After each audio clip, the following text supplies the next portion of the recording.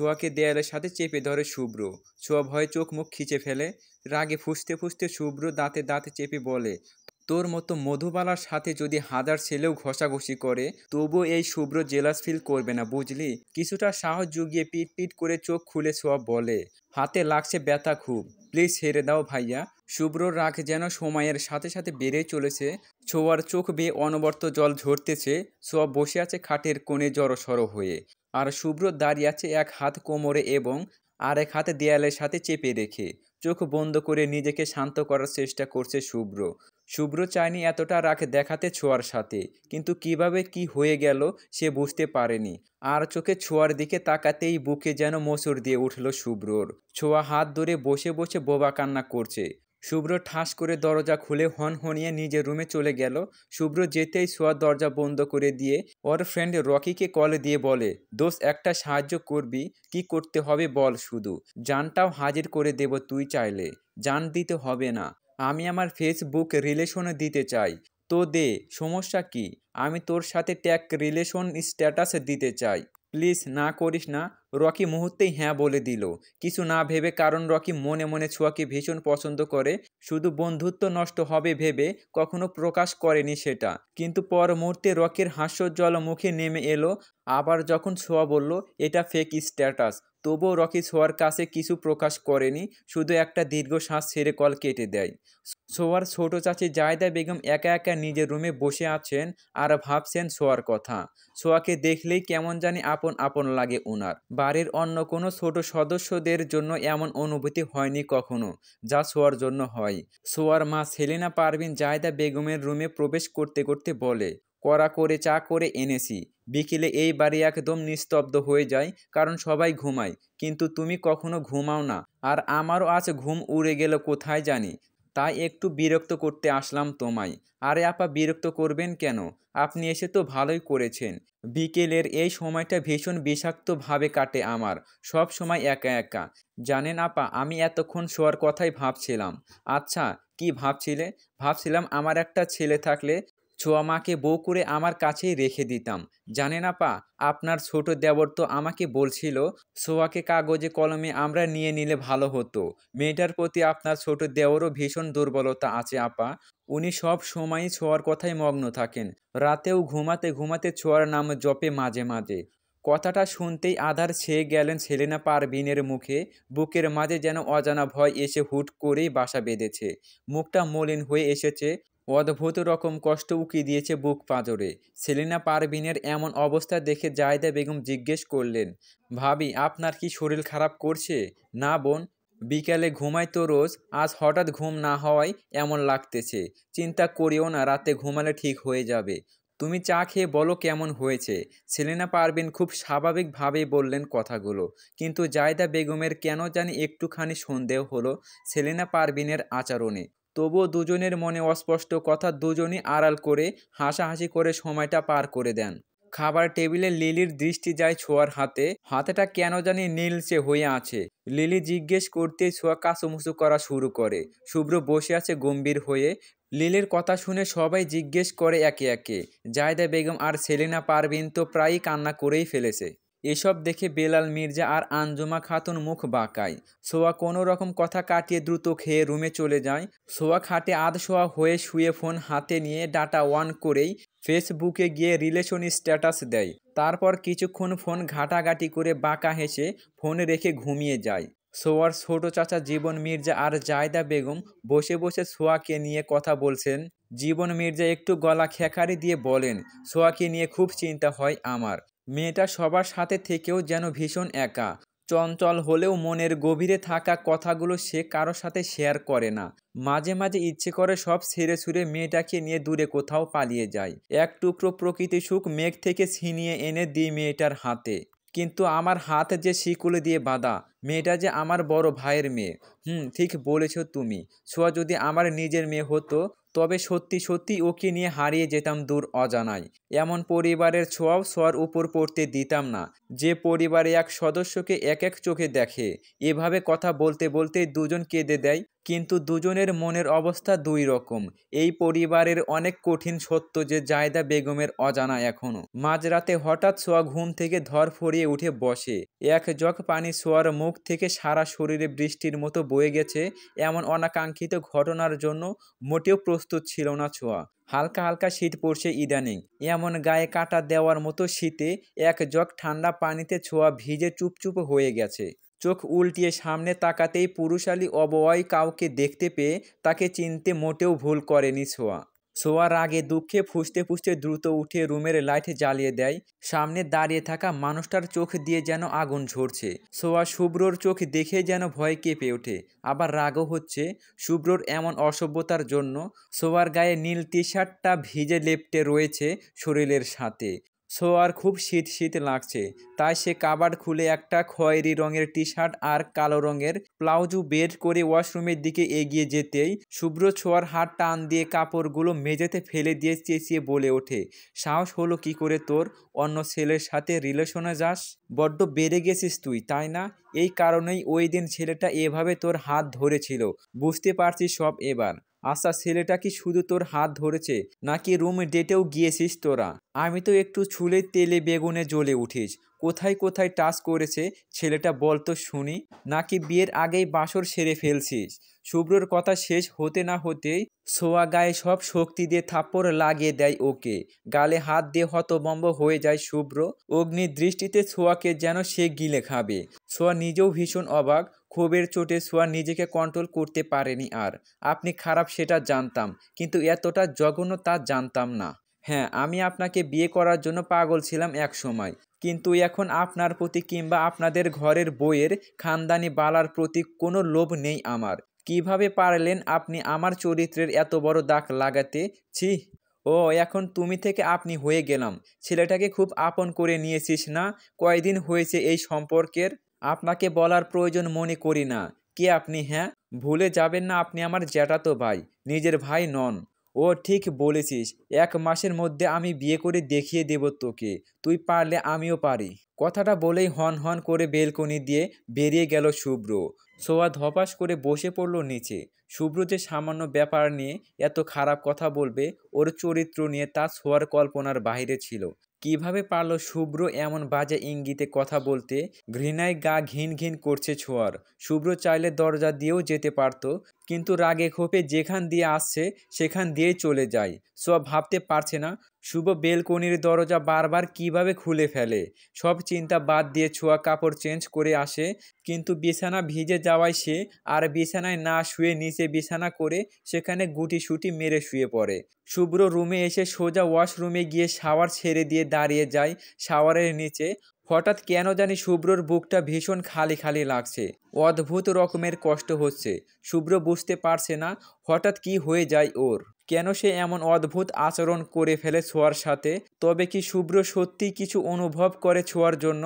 সব ভাবতে ভাবতে জ্ঞান হারিয়ে ফেলে শুভ্র। শীতল হাওয়া বয়ে চলেছে ছোঁয়ার প্রাণ জুড়ে। নিজের রুমে চুপটি মেরে মন খারাপ করে বসে আছে ছোঁয়া। শুভ্রর এমন অবস্থার জন্য মনে মনে নিজেকেই দায়ী করছে সে। পুরো রুম জুড়ে পায়চারি করছে, 2 হাতকে একটার সাথে আরেকটা মালামালি করছে শুধু। কিছুই ভালো লাগছে না এই মুহূর্তে ছোঁয়ার। বুকের ভেতর কেমন অজানা ছটফট করছে শুধু। ছোঁয়ার ইচ্ছে করছে এক ছুটে যেতে, শুভ্রর রুমে ছুটে যেতে, কিন্তু আবার ইগো বাধা দেয়। শুভ্র যে রাতে ওর চরিত্র নিয়ে বাজে কথা বলেছে তা মনে পড়ে যাচ্ছে ওর। শুভ্র ছোঁয়া দুজনের জেদ সমান সমান, কেউ কারো থেকে কম নয়। পিটপিট করে চোখ খোলে শুভ্র। পুরো পরিবার শুভ্রর রুমে উপস্থিত, শুধু ছোঁয়া ছাড়া। কিন্তু শুভ্রর চোখ যে শুধু ছোঁয়াকেই খুঁজে চলেছে। শুভ্রর অশান্ত মনটা যেন কিছুতেই শান্ত হচ্ছে না। শুভ্রর জ্ঞান ফিরতেই ওর মা নাজমা বেগম ওকে জড়িয়ে ধরে কান্না করে দেয়। মহিলাটার মনটা বড্ড নরম, অল্পতেই উনি ভেঙে পড়েন। মায়ের এমন আহ্লাদী কান্না দেখে শুভ্র একটু বিরক্ত হয়। কেন জানি নিজের মায়ের সাথেই শুভ্রর একটা দূরত্ব আছে ছোটবেলা থেকে। জেদ শব্দটা বড্ড ভয়ানক, আর সেই জেদের বশেই শুভ্র সিদ্ধান্ত নিয়েছে খুব দ্রুতই সে বিয়ে করবে। আর এই জেদের কারণেই হয়তো আপন মায়ের সাথে তার এতটা দূরত্ব। প্রেশার লো হয়ে এবং ঠান্ডা পানিতে প্রায়ই কয়েক ঘন্টা ভেজার কারণেই জ্ঞান হারায় শুভ্র। ডাক্তার বলেছে কিছু একটা নিয়ে ভীষণ চিন্তা করছে শুভ্র অনেক দিন ধরে, তাই এমন অবস্থা। সবাই খেয়াল করে শুভ্রর মুখটা মলিন হয়ে আছে, ঠোঁটগুলোও শুকনো, কপালে গোটা গোটা ব্রণ, চোখের নিচে হালকা কালি। ফর্সা চেহারায় এই হালকা কালি যেন সৌন্দর্য আরও বাড়িয়ে দিয়েছে। শুভ্রর মা বারংবার জিজ্ঞেস করে যাচ্ছে কি নিয়ে সে এত চিন্তা করছে, কিন্তু মায়ের কথায় মোটেও পাত্তা দিচ্ছে না শুভ্র। তারপরে সবাই সেটা খেয়াল করে, একে একে সবাই জিজ্ঞেস করতে থাকে, তবুও শুভ্র চুপ থাকে। যখন বেলাল মির্জা একটু উঁচু গলায় জিজ্ঞেস করলেন, তখন শুভ্র গলা খেকারি দিয়ে বলে, বিয়ে করতে চাই আমি। সবাই যেন অবাকের শীর্ষে পৌঁছে গেছে, হা হয়ে তাকিয়ে আছে শুভ্রর দিকে। পিনপতন নীরবতা বয়ে গিয়েছে পুরো রুম জুড়ে। দরজার বাইরে দাঁড়িয়ে কথাটি শুনে ফেলেছে ছোঁয়া। এক দৌড়ে ছাদে চলে যায় সে। পাঁজর ভাঙা কষ্টে বুকটা ছিঁড়ে যাচ্ছে যেন। ছোঁয়া বুঝে উঠতে পারছে না শুভ্র বিয়ে করলে ওর কেন এত কষ্ট হচ্ছে। ও তো কখনোই শুভ্রকে ভালোবাসেনি, ওর আকর্ষণ তো ছিল শুধুমাত্র খানদানি বালাজোড়া। তবুও কেন কষ্ট হচ্ছে? হয়তো বালাজোড়া অন্য কারো আয়ত্তে চলে যাবে বলে। কিভাবে সহ্য করবে ওর প্রিয় জিনিস অন্য কারো হাত সাজাবে সেটা? এসব ভাবতে ভাবতেই কান্নার ব্যাগ যেন বেড়েই যায় ছোঁয়ার। হঠাৎ কারো হাত ছোঁয়ার কাঁধে স্পর্শ করতেই চমকে ওঠে ছোঁয়া। পাশ ফিরে দেখে লিলি দাঁড়িয়ে আছে মুখটা মলিন করে। ছোঁয়ার চোখে জল মুছে নিয়ে একটা লম্বা নিঃশ্বাস ফেলে কিছুটা স্বাভাবিক হয়ে লিলিকে বলে, চল, কলেজে দেরি হয়ে যাবে, আর 10 দিন পর থেকে পরীক্ষা। কথাটা বলেই ছোঁয়া পা বাড়ায় রুমে যেতে, কিন্তু লিলির কথা কর্ণকুহর হতেই যেন আপনা আপনি ছোঁয়ার পা থেমে যায়। লিলি খুব স্বাভাবিক কণ্ঠে বলে, কি হলো বল, খুব ভালোবাসিস আমার ভাইটাকে তাই না? ছোঁয়া একটা রহস্যময় হাসি দেয়, তারপর পেছন থেকে লিলিকে জড়িয়ে ধরে বলে, এতটাই দুর্বল নয় যে এই ছোঁয়া কোনো ছেলের জন্য নিজের চোখের জল নষ্ট করবে। আমি কেঁদেছি, আম্মু আমাকে একটা কসম দিয়েছে সেটার জন্য। কসম? কিসের কসম দিয়েছে মেজো চাচি আম্মু তোকে?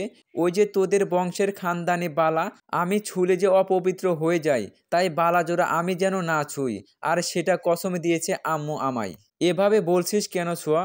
তুইও তো এই বংশের মেয়ে। একটু নরম কণ্ঠে মন খারাপ করে বলে লিলি। ছোঁয়া তাচ্ছিল্য হাসি দিয়ে স্বাভাবিক কণ্ঠে বলে, এই ঘরের কে মনে করে সেটা বলতো? দাদি আর বড় আম্মু তো কখনোই আমাকে সেই অনুভূতি দেয়নি যে আমিও এই বংশের অংশ। জানিস, মাঝে মাঝে খুব অভিমান হয় আমার। আজ থেকে ছোঁয়ার পরীক্ষা শুরু। বাকি সব চিন্তা বাদ দিয়ে ছোঁয়া পড়াশোনা নিয়ে প্রচুর ব্যস্ত হয়ে পড়েছে। শুভ্র ছোঁয়ার সামনে বসে থাকলে দাঁড়িয়ে থাকলেও ছোঁয়া চোখ তুলে শুভ্রর দিকে তাকায় না। আর এতে যেন শুভ্রর বুকটা ছারখার হয়ে যায়। একদিন বিকেলে ছোঁয়া ছাদে রোলিং ঘেঁষে দাঁড়িয়ে পড়ছিল। তখনই ছাদে প্রবেশ করে শুভ্র। শুভ্র প্রায় অনেকক্ষণ ছোঁয়ার কাছাকাছি যেয়ে দাঁড়িয়ে থাকলেও ছোঁয়া সামান্য ভ্রূক্ষেপও করেনি। ছোঁয়া এমন ভাব ধরেছিল যেন সে শুভ্রর উপস্থিতি মোটেও টের পায়নি। সেদিন সারা রাত শুভ্রর আর ঘুম হয়নি। আর মাত্র 5টা আছে ছোঁয়ার পরীক্ষা। শুভ্রর মামাতো বোনের সাথে শুভ্রর বিয়ে ঠিক হয়েছে। ছোটবেলা থেকেই শুভ্রর মামাতো বোন টিয়া শুভ্রকে পছন্দ করত। টিয়ারও পরীক্ষা চলছে, তাই আপাতত শুধু কথাবার্তা বলে রেখে দিয়েছে। শুভ্রর দাদির বাড়ি চট্টগ্রাম হলেও শুভ্রর নানার বাড়ি ঢাকা, তাই পরীক্ষা শেষে টিয়ারা পুরো পরিবার চট্টগ্রামে চলে আসবে এবং টিয়া আর শুভ্রর বিয়ে পর্যন্ত থাকবেন সবাই। আজ সোয়া খুব তাড়াহুড়ো করে বেরোচ্ছে পরীক্ষার হলে যাওয়ার জন্য। কলেজে গিয়ে সোয়ার কিছুটা কাজ আছে বলে, তাই সে লিলিকে বলেছে আজ শুভ্রর সাথে যেতে ওকে। লিলিও আর কিছু বলল না। শুভ্র লিলিকে ড্রপ করে দিয়ে গাড়ি স্টার্ট দেবে, তখনই লক্ষ্য করে কিছুটা দূরে ছোঁয়া রকির সাথে হেসে হেসে কথা বলছে। আবার কিছুক্ষণ পর পর হাসতে হাসতে ছোঁয়া রকির বুকে হাত দিয়ে ছুঁয়ে দিচ্ছে।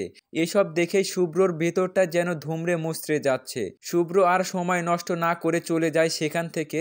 শুভ্র চলে গেলেই ছোঁয়া সেদিকে আর চোখে চেয়ে একটা বাঁকা হাসি দেয়। লিলি কলেজের সদর দরজায় প্রবেশ করতেই একটা পুরুষালী শরীরের সাথে ধাক্কা খেয়ে ধপাস করে নিচে পড়ে গেল। কিন্তু ছেলেটা সোজা খাম্বার মতো দাঁড়িয়ে আছে। চোখের সানগ্লাসটা একটু ঠিক করে ছেলেটা হাত বাড়িয়ে দেয় লিলির দিকে। লিলি তখনও হা হয়ে অবাক করা দৃষ্টিতে তাকিয়ে আছে ছেলেটার দিকে। হঠাৎ কোথায় থেকে ছোঁয়া দৌড়ে এসে লিলিকে নিচ থেকে তুলে দাঁড় করিয়ে ছেলেটাকে বকতে শুরু করে দিল। এই যে মিস্টার, আপনি কি অন্ধ? চোখে দেখেন না? চোখ তো 4টা লাগিয়ে রেখেছেন, তবুও কি চোখের সামনে এত বড় মানুষটাকে লক্ষ্য করতে পারেননি? এখন এভাবে হা হয়ে আছেন কেন? দেখতে তো একদম স্যাঁচড়া লাগতেছে, তাও এত অ্যাটিটিউড কিসের? হ্যাঁ, দেখ বেটা, ব্যাটকাই চাই রয়েছে। এই যে, আপনি কি বোবা? কেমনটা লাগে, কোনো রেসপন্সই করে না। এই লিলি চল তো, সকাল সকাল মেজাজটাই খারাপ করে দিল। এটা বলে চলে গেল সোয়া আর লিলি। লিলিকে ছোঁয়া যেন এক প্রকার টেনে টেনেই নিয়ে গেল। লিলি তবুও বারংবার পিছনে ফিরে দেখে গিয়েছে সেই সুদর্শন পুরুষকে, যতক্ষণ দৃষ্টির সীমানায় ছিল। ছোঁয়ার কপালে যেন বিরক্তির রেখা। সোয়া লিলি চলে গেছে, আর দেখা যাচ্ছে না তাদেরকে। আলিফ আহমেদ নামের ছেলেটা যেন বিরক্ত হলো ওদের চলে যাওয়াতে। আলিফ এতক্ষণে যেন একটা ঘোরের মধ্যে ছিল।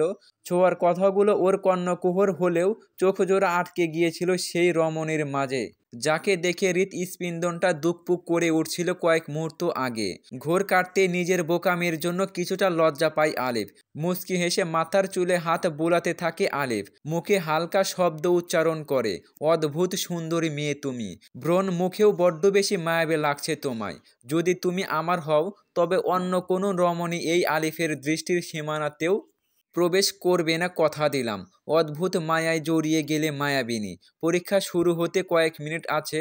লিলি আর সোয়ার সিট একই কক্ষে পড়লেও তাদের সিট একটু দূরে দূরে পড়ছে। আলিফ ক্লাসে প্রবেশ করতেই ছোঁয়ার চোখ যেন বড় বড় হয়ে যায়। মুখে বিরক্তি নিয়ে ছোঁয়া এগিয়ে যায় আলিফের দিকে। তারপর যা নয় তাই বলতে শুরু করে ওকে, সাথে রাগে ফুলছেও। ক্লাসের সবাই হতবাক হয়ে তাকিয়ে আছে। লিলি দৌড়ে যায় ছোঁয়ার দিকে। পুরো ক্লাস যেন থমকে গেছে। শুভ্রর কোনো হুঁশ নেই। এলোমেলোভাবে খুব দ্রুত গতিতে গাড়ি নিয়ে ছুটে চলেছে সে।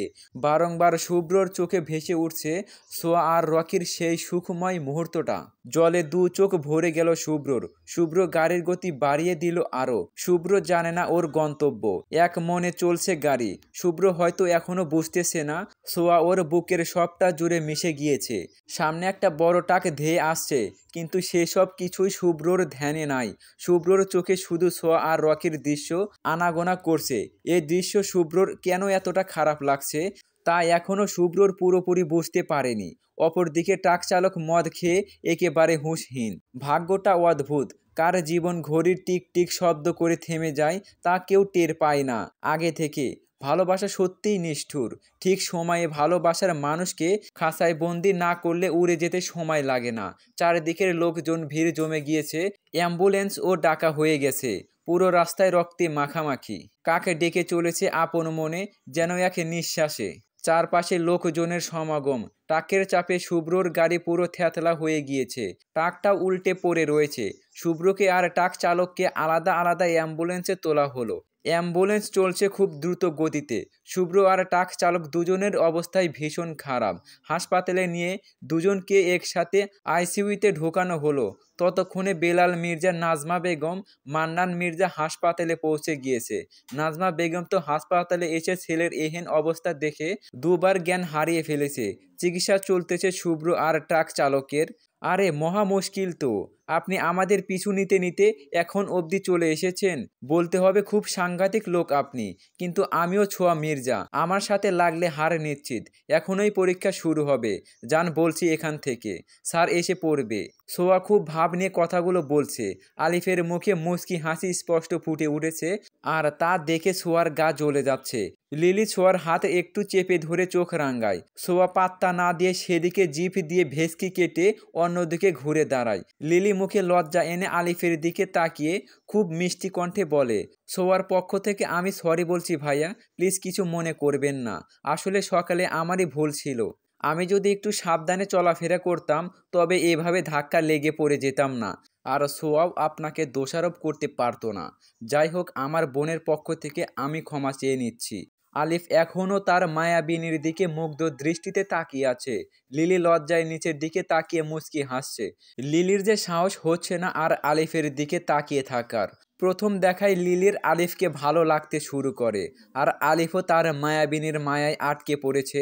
ছোঁয়া এক হাতে লিলির বাহু চেপে ধরে দাঁতে দাঁত চেপে বলে, তোর এত আদিক্ষেতা দেখে সত্যিই গা জ্বলে যাচ্ছে আমার। দোষ এই মিস্টারের ছিল। তুই কেন সরি বলবি? এই বোবা তো সরি বলা দূরের কথা, একটা কথাও বের করেনি মুখ থেকে এখন পর্যন্ত। চল আমরা নিজের জায়গায় গিয়ে বসি, স্যার এখনই চলে আসবেন। সোয়া কথাটা বলে নিজের সিটে যাওয়ার জন্য পিছনে ঘুরে পা বাড়াতেই একজন পিয়ন এসে আলিফকে বলে, আলিফ স্যার নিন আপনার কক্ষের সব আসবাবপত্র। এই কথা বলে সব টেবিলের ওপর রেখে চলে যান পিয়ন। আলিফের দিকে ফিরে ছোঁয়া আর লিলি ভয়ে একটা ঢোক গেলে। আলিফ ওদের অবস্থা দেখে বুঝতে পেরে চাপা হেসে কঠিন স্বরে বলেন, সবাই নিজের সিটে গিয়ে বসো, সময় হয়ে এসেছে, শুরু হবে এখন পরীক্ষা। ছোঁয়া ভ্যাবাচাকা খেয়ে যায়, বোকার মতো গিয়ে নিজের সিটে বসে যায় ছোঁয়া। হঠাৎ ছোঁয়ার মনে কেমন জানি অদ্ভুত রকমের অনুভূতি শুরু হয়েছে। মনে হচ্ছে বারংবার শুভ্র ভালো নেই, কিন্তু পরীক্ষার সব প্রশ্ন হাতে নিয়েই সব ভাবনা ছেড়ে ফেলে দেয় ছোঁয়া। বিকেলে বাড়ি ফিরতেই ছোঁয়ার কর্ণকোহর হয় শুভ্রর অ্যাক্সিডেন্টের কথা। ছোঁয়ার মনে হচ্ছে ও যেন কানে ভুল শুনেছে, তাই সানিয়ার দুই বাহু ধরে ওকে ঝাঁকিয়ে ঝাঁকিয়ে বারংবার জিজ্ঞেস করে, কিন্তু সানিয়া বারবার একই কথা বলায় ছোঁয়া শব্দ করে কেঁদে ফেলে সানিয়াকে জড়িয়ে ধরে। সানিয়া ছোঁয়ার বোন, সোহার সাথে একই ক্লাসে পড়ে, ১০ম শ্রেণীতে সায়েন্স নিয়ে পড়ছে দুজন। সানিয়া বেশ বুদ্ধিমতী একটা মেয়ে, সে অনেক কৌশলে সোহাকে বোঝানোর চেষ্টা করতেছে, কিন্তু তবুও সে ব্যর্থ হলো। সোহা এসে সোহাকে এভাবে কাঁদতে দেখে সেও জড়িয়ে ধরলো সোহাকে। সানিয়া কিছুটা মুখ ভার করে চলে গেল সেখান থেকে। তারও বুকটা খা খা করছে বেশ শুভ্রর এহেন অবস্থার জন্য। সানিয়ার টিনএজার বয়সের একমাত্র ক্রাশ শুভ্র, কিন্তু এটা সানিয়া আর সানিয়ার অন্তর ছাড়া আর কেউ জানে না, কারণ সানিয়া খুব গম্ভীর একটা মেয়ে, সে কখনো মনের গোপনীয় কথা কারো সাথে শেয়ার করে না। সোহা নিজেকে সামলিয়ে সোহাকে খাটে বসিয়ে বলল, আপু তুই একটু শান্ত হ প্লিজ, শুভ্র ভাইয়ের কিছু হবে না দেখিস, চিকিৎসা তো চলছে, তুই বরং কান্না না করে দোয়া কর ভাইয়ার জন্য। এইটুকু কথা বলেই সোহা ঠোঁট কামড়ে কান্না আটকাতে থাকে। সোহা চোখের জল মুছে ওয়াশরুমে চলে যায়, উদ্দেশ্য অজু করে নামাজ পড়বে। সোহা মোটেও দুর্বল নয়, সে যথেষ্ট স্ট্রং মেয়ে, শুধু পরিবারের অন্যায়গুলো মুখ বুজে সহ্য করে নেয়, যার অর্থ সে নিজেই বোঝে না, হয়তো পরিবারকে একটু বেশি ভালোবাসে বলে প্রতিবাদ করতে পারে না। সোহা একটা ঢোক গিলে নিজের রুমে চলে যায়। সোহা নামাজে বসে মলিন মুখে মাগরিবের নামাজ শেষ করে আবার ৮ রাকাত নফল নামাজ পড়ে নেয় শুভ্রর সুস্থতার জন্য। হে আল্লাহ, আমি জানি না আমার কেন এত খারাপ লাগছে শুভ্র ভাইয়ের জন্য, তবে আমার মনে হচ্ছে যেন আমার নিঃশ্বাসগুলো আটকে আটকে যাচ্ছে, বুকটা শূন্য শূন্য লাগছে হুট করে, হৃৎপিণ্ডটা ছারখার হয়ে যাচ্ছে। হে আল্লাহ, তুমি আমার এই অশান্ত মনটাকে শান্ত করে দাও, সুস্থ করে দাও আমার শুভ্র ভাইয়াকে, আমি পারছি না আর, আল্লাহ রহম করো। মোনাজাতে কথাগুলো বিড়বিড় করতে করতে শব্দ করে কেঁদে ফেলে ছোঁয়া। আলিফ আহমেদ নিজের রুমে এসে বসে আছে, চোখ জোড়া জানালা ভেদ করে কাঁচা রাস্তার দিকে। এই রাস্তা দিয়ে কত শত মানুষের চলাফেরা, এত মানুষের মধ্যে আলিফের দৃষ্টি খুঁজে চলেছে তার মায়াবিনীকে। কিছুই যেন আর ভালো লাগছে না তার। মধ্যবিত্ত পরিবারের ছেলে আলিফ, তাদের একটা ৩ রুমের ঘর আছে, আর সোয়া লিলির বাসা রাজপ্রাসাদের থেকেও কম যায় না। এটা মনে হতেই সব ভাবনা মাথা থেকে ছেড়ে ফেলে সে। ওদের দুজনকে দেখার পর থেকে আলিফের খুব বেশি ভালো লেগে যায় তার মায়াবিনীকে, আর তাই সে মুহূর্তেই সব খোঁজ খবর নিয়ে ফেলে তার একটা বন্ধুকে দিয়ে। আলিফের পরিবারে ওর মা আর একটা বোন ছাড়া আর কেউ নেই। আলিফের ছোট বোনের জন্মের ১০ বছর পরেই ওদের বাবা মারা যায়, আর তারপর থেকেই আলিফ লেখাপড়ার সাথে সাথে এই সংসারটাকেও আগলে রেখেছে খুব যত্নে। আলিফের বোন ইন্টার ফার্স্ট ইয়ারের স্টুডেন্ট। আলিফের কাঁধে এখনও অনেক দায়িত্ব, এটা মনে পড়তে সে তার হৃৎস্পন্দনের ধুকপুক বন্ধ করার জন্য ছটপট করতে থাকে। কেন মায়াবিনী, এভাবে তুমি সামনে আসলে আমার, কেন করে দিলে সবটা এলোমেলো, আমি যে নিঃস্ব হব তুমিহীনা, কেন এতটা মায়া তোমার মুখশ্রী দূরে, মনটা যে বড্ড অবাধ্য। লিলি ভাইয়ের ঘটনার কথা শোনার পরপরই দ্রুত হাসপাতালে চলে যায়। বড্ড বেশি ভালোবাসে কিনা ভাইকে। আপাতত অন্য সব কিছু লিলির ভাবনার বাইরে। বেলাল মির্জা, নাজমা বেগম আর লিলি আইসিইউর বাইরে দাঁড়িয়ে আছে। সবার মনটা অশান্ত হয়ে আছে ভীষণ। মান্নান মির্জা একটু দূরে দাঁড়িয়ে নীরবে চোখের জল বিসর্জন দিচ্ছে। ওনার যে সাহস হচ্ছে না ভাই ভাবি আর ভাতিজিকে সান্ত্বনা দেওয়ার। উনি নিজেই ভেতর থেকে ভেঙে পড়েছেন খুব। সোয়া আর নিজেকে ঘরে বন্দি করে রাখতে পারছে না। এলোমেলো চুলে সে তার মায়ের কাছে ছুটে যায়। আনজুমা খাতুনের রুমের সামনে দিয়ে যেতেই সোয়া খেয়াল করে তার দাদি শব্দ করে কাঁদছেন আর আল্লাহকে ডাকছেন। সোয়ার বুকটা যেন মোচড় দিয়ে ওঠে। সেলিনা পারভিন আর জায়দা বেগম হল রুমে বসেছিলেন সোফায়। সোয়া দৌড়ে গিয়ে ওর মায়ের কোলে ঢলে পড়ে বলেন, আম্মু আমি হাসপাতালে যাব, প্লিজ আমাকে না করো না তোমরা, আমি আর স্থির হয়ে এখানে বসে থাকতে পারছি না। বড় আব্বু যা বলে মুখ বুজে সয়ে নেব, কিছুই বলবো না, তবুও একটু শুভ্র ভাইকে দেখার তৃষ্ণাটা মেটাতে চাই আমি। আম্মু একটু বোঝার চেষ্টা করো প্লিজ। আমি মানছি শুভ্র ভাই আর আমার সম্পর্কটা একটু অন্যরকম, কিন্তু বিশ্বাস করো আমি কখনোই শুভ্র ভাইয়ের কোনো ক্ষতি চাইনি। মেয়ের এমন আজাহারিতে জাহিদা বেগম আর সেলিনা পারভিন হুড়হুড় করে কেঁদে দিলেন। তারপর সেলিনা পারভিন অনেক কষ্টে সোয়াকে বুঝিয়ে লিলিকে কল দেয় কথা বলার জন্য। লিলি কল রিসিভ করেই চাপা কান্নায় ভেঙে পড়েন। লিলি কাঁদছে এটা বুঝতে পেরেই সোয়ার বুকটা ধুমড়ে মুচড়ে যায়। সোয়া কাঁপা কাঁপা কণ্ঠে জিজ্ঞেস করে, শুভ্র ভাই কেমন কেমন আছে লিলি? ভালো নেই আমার ভাইটা ছোঁয়া। তুই জানিস ডাক্তার কি বলেছে? ডাক্তার বলেছে ভাইয়ার অবস্থা খুব সিরিয়াস। অন্য হাসপাতাল থেকে বড় ডাক্তার আনা হয়েছে। ট্রাক চালকের অবস্থা মোটামুটি বলেছেন, কিন্তু ভাইয়ার অবস্থা খুবই খারাপ। ডাক্তার আরও বলেছেন ভাইয়া আর ট্রাক চালক যে কোনো একজনের মৃত্যু নিশ্চিত, কারণ তারা নাকি নেশা জাতীয় দ্রব্য পান করে ড্রাইভ করছিল। সোয়া আমার ভাইটা কি বাঁচবে তো? অতিরিক্ত নেশা পান করার কারণে ট্রাক চালকের ক্ষতি বেশি হয়েছে। তাই শুভ্র কোনো মতে বেঁচে গেলেও ট্রাক চালককে বাঁচাতে পারেনি ডাক্তাররা অনেক চেষ্টা করেও। পরীক্ষা করে জানা গেছে ট্রাক চালক প্রায়ই অনেক বছর ধরে নেশা করতে করতে ভেতরে ক্যান্সার হওয়ার ভাব চলে আসছিল। ট্রাক চালকের বউ আর 5 বছরের বাচ্চাটার কান্নায় লিলিও কেঁদে ফেলে। তবুও কিছুটা স্বার্থপর হয়ে চলে গেল সেই ক্যাবিনে যেখানে শুভ্রকে নিয়ে যাওয়া হয়েছে। শুভ্রর মা তো এখনও কেঁদেই যাচ্ছে। লিলি বাসায় কল করে বলে শুভ্রর অপারেশন সাকসেস, শুভ্রকে ক্যাবিনে নিয়ে যাওয়া হয়েছে। খবরটা শোনা মাত্রই সোয়া আবারও নামাজে দাঁড়িয়ে যায়। এবারের কান্নাটা সুখের। রাত এখন 10টা ছুঁই ছুঁই। সোয়া বসে আছে নামাজ শেষ করে।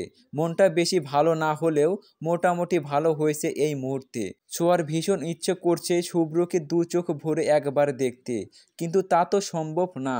সোয়ার যে হাসপাতালে যাওয়ার অধিকার নেই। বেলাল মির্জা না চাইলে সোয়া কখনোই হাসপাতালে যাওয়ার সাহস পাবে না, কিন্তু শুভ্রকে দেখার যে তৃষ্ণা খুব। তবে কি সোয়া ভালোবেসে ফেলেছে শুভ্রকে?